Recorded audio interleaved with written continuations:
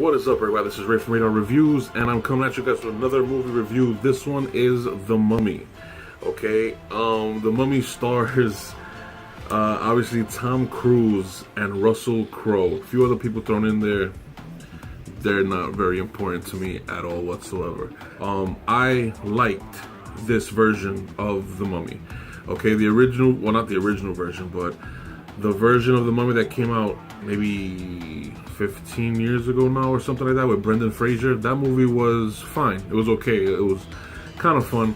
I enjoyed it. I liked it. And now they're kind of rebooting and restarting this whole franchise, but not just a Mummy franchise, but it's going to be called The Dark Universe, which is pretty cool, like the classic Monsters cinematic universe type of thing. And apparently Dracula Untold failed, and then The Wolfman a few years ago in 2012 failed.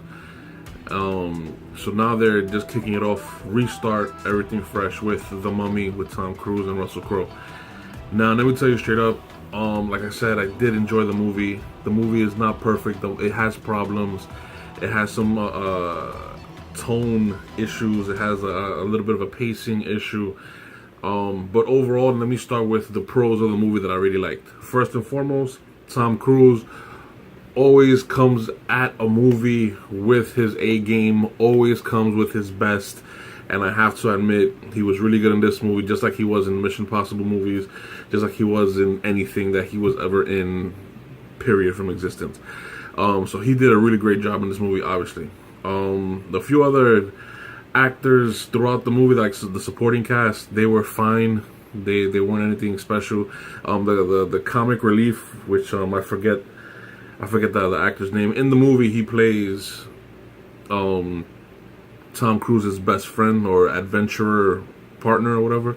So he's like the comic relief for the movie, and he's kind of cornball, kind of corny. He has one or two things that were kind of funny, and the rest of the time I was just like, the main female lead, again, I forget her name. I'll try to figure out her name and probably like put it right here or put a picture of her somewhere or something. But she didn't do anything. She just was there to look pretty. She didn't bring anything to the table.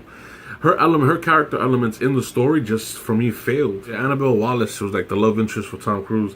I didn't think she did too great of a job. She was kind of a mundane, boring character. The one character that stood out a lot was actually the villain, Sofia Boutella. She plays the mummy. Man, she did a great job playing a badass mummy. I don't want to give too much of the story away. Hopefully you guys see the movie.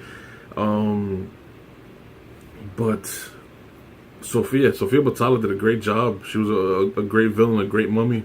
The special effects of the movie were up there. You know what I mean?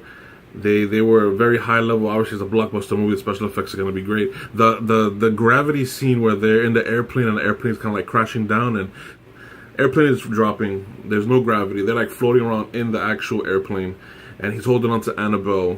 I forgot the character's name, but the actress's name is Annabelle.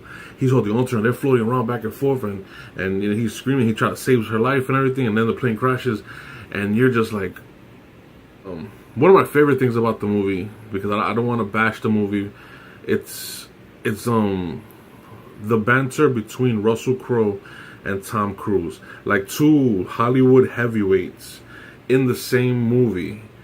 And they did a good job acting against one another. They did a very cool little fight scene real quick. I think it was a little too short and kind of unexpected, but whatever. But both of them did a real good job playing off each other. And yeah, I enjoyed that scene a lot. The Mummy was okay. If I could rate it from 1 to 10, I would give it like a 7.5, maybe 7.6. The movie, the main issue with the movie is not acting, it's not special effects, it's not even story. It's the tone, the feeling of the movie that you get from it. Like, this movie is 1, an action movie, 2, a horror movie, 3, a comedy movie. And it kind of sprinkles in those bits and pieces into the story, and I'm just watching this thing like, pick one as the main thing and then die down on everything else. You know what I mean? Because there was some elements of horror in this that were actually done really, really well. And then they throw in a joke and they kind of kill the mood where you're like into it. Like, oh, here's a fart joke or something, or whatever the hell the stupid jokes they had. Some sort of situational joke, and just throws you off from it completely. So it just wasn't that. It wasn't that captivating because it kept switching tones constantly. Like going from a horror, went to like a comedy skit, to then all of a sudden action adventure. And the action adventure stuff is cool. The horror stuff is cool. The comedy stuff kind of falls flat. That's what kind of messes up the movie a little bit. But overall, I would watch a second part to this movie, and I'm looking forward to the next movie, which I hear is going to be The Bride of Frankenstein.